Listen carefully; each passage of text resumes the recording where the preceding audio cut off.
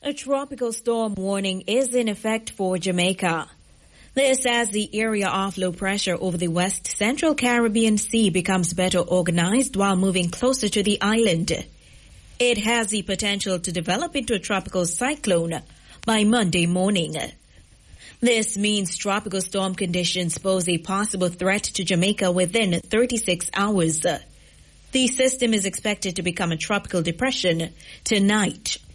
On the forecast track, the center is expected to continue moving towards Jamaica tonight and be near Jamaica by late Monday evening. Meanwhile, fishers on Jamaica's Keys and banks are being advised to evacuate immediately and start returning to the mainland. Other small craft operators in Jamaica's coastal waters are also advised to return to port. Small craft operators who are in port are advised not to venture out. The warnings come as the island braces for possible impact from a tropical cyclone. More in this report from Clement Reed. The Met Service says a broad area of low pressure across the south central Caribbean has a high chance of tropical cyclone development over the next 12 to 36 hours. The system is expected to influence the weather across Jamaica's territorial waters beginning late tonight and through to the middle of this week. The Met Service says recent satellite imagery indicates that the area is large and disorganized, with showers and thunderstorms across the south central Caribbean Sea just north of Panama. However, this could change rapidly over the next 12 to 24 hours, and the system could become a tropical depression or tropical storm south of Jamaica by Monday morning. The forecast is for mostly cloudy conditions with widespread showers and thunderstorms, which may be heavy at times, with strong gust winds up to tropical storm force to affect all marine zones during this period, and especially inshore and offshore the south coast. As such, all fishers at sea are to head to the mainland. The Met Service is closely monitoring the weather system for changes. Reporting for RFM News, I'm Clement Reed.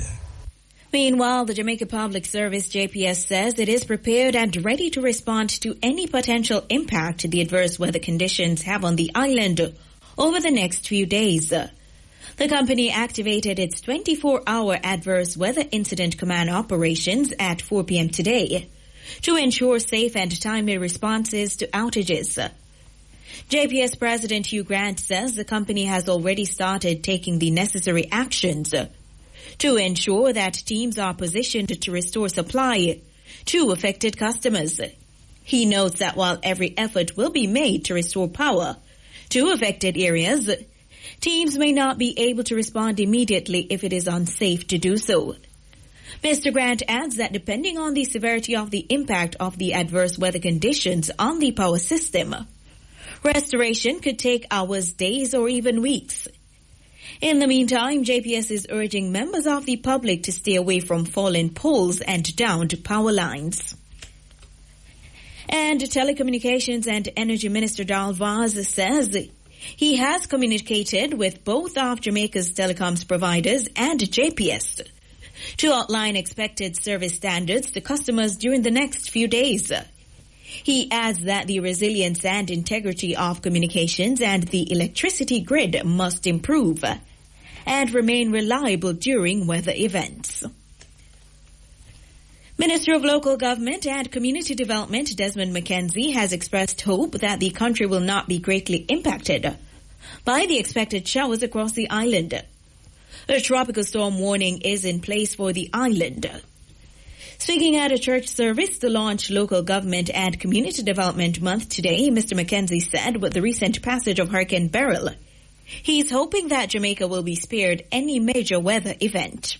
I want in my brief remarks this morning to raise the concerns that I do and most of us as Jamaicans do with the latest weather forecast, Evan. I believe it is something that is of real concern for all Jamaicans. We are just getting out of Beryl, and we are hoping and praying sincerely that the next couple of days will not create much dislocation. Local Government Minister Desmond McKenzie. Residents of at least 3 communities in West Rural St. Andrew have been marooned after a major breakaway on the Mount Prospect Main Road last evening. The breakaway occurred due to persistent heavy rains over several days. Councillor for the Brandon Hill Division, Christina Richards, who visited the location this morning, told RFM News that dozens of residents are impacted. She said based on the location of the breakaway, there's no alternative route, and that has compounded the situation. It's very extensive. A section of the community is actually marooned in, and it's actually further up from a major breakaway which happened in 2011, which would have been in Mount Oreb.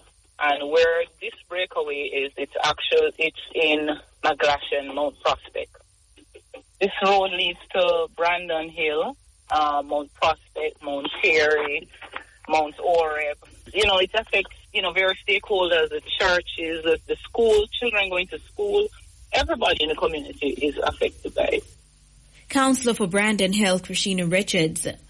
Meantime, Member of Parliament Juliet Cuthbert-Flynn has indicated that the National Works Agency and Works Minister Robert Morgan were made aware of the situation.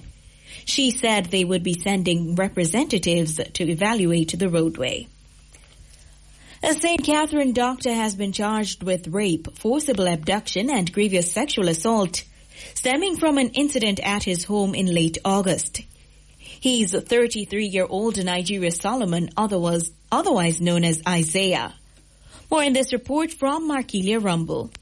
Reports from the Center for Investigation of Sexual Offences and Child Abuse, SOCA, are that a woman visited the doctor's office for a consultation and was later sent a text message inviting her to a birthday celebration.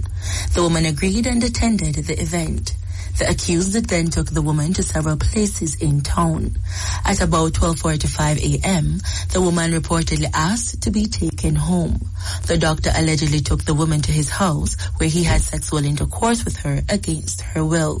The woman made a report to the police. Solomon was arrested and charged. His court date is being finalized. Reporting for RFM News, I am Markelia Rumble. A 26-year-old policeman died from injuries he sustained in a motor vehicle crash along the Discovery Bay Main Road in St. Anne this morning. He is Ramon Sterling of the parish.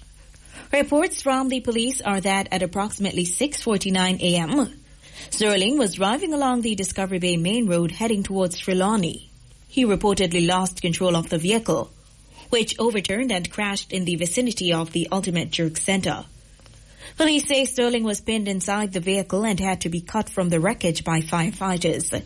He died while being treated at hospital. In news further afield, many Jamaicans at home and abroad are beaming with pride that Kamala Harris, a woman of similar heritage, could become the 47th president of the United States of America. However, many fear that this Jamaican background will not be enough to influence her focus on policies that could impact the island or the wider Caribbean. Shanice Gibbs has part 5 in the series, The U.S. 2024 Presidential Election, The Jamaican Perspective.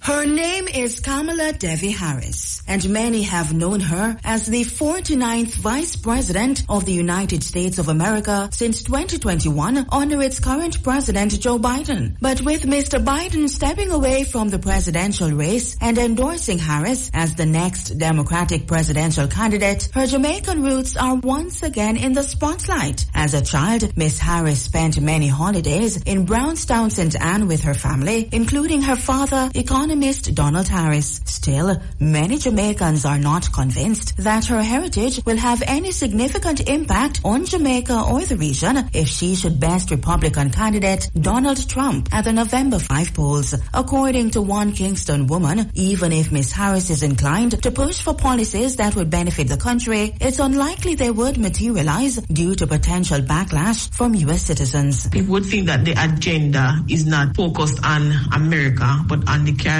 and nobody will be happy. I wouldn't be happy being in Jamaica knowing that somebody would take over to aid another country more than they would aid us. So I can understand that. So I don't believe that it will help any at all, knowing that she is of Jamaican heritage. I don't think so. She is urging Jamaican citizens to be measured in their expectations of the potential female president. She says Jamaicans should be more focused on working together to address the challenges faced by the nation effectively. Do not sit and wait on any positive change. Do what you have to do and make the best of what you can. But I'm not sitting and waiting on Kamala. So we need to just focus on ourselves and try to fix Jamaica rather than to depend on someone to help us fix it. Meanwhile, a woman from Manchester explains that while Harris's heritage may not influence Jamaican-related policies, she believes it could prove advantageous for a Harris-led U.S. administration. I just don't feel like she has an interest in it. But what I do feel like it might change is that if there is anything they need to do in Jamaica, she might feel like she have an easier in. I don't know if that's okay to say, but yeah, I definitely feel like she'll believe that she has an easier footing to talk with the government or to build a relationship with the government. And in that way, she might feel that we would be more open to this relationship. But yeah, I don't really think it will affect her policies towards the Caribbean or towards Jamaica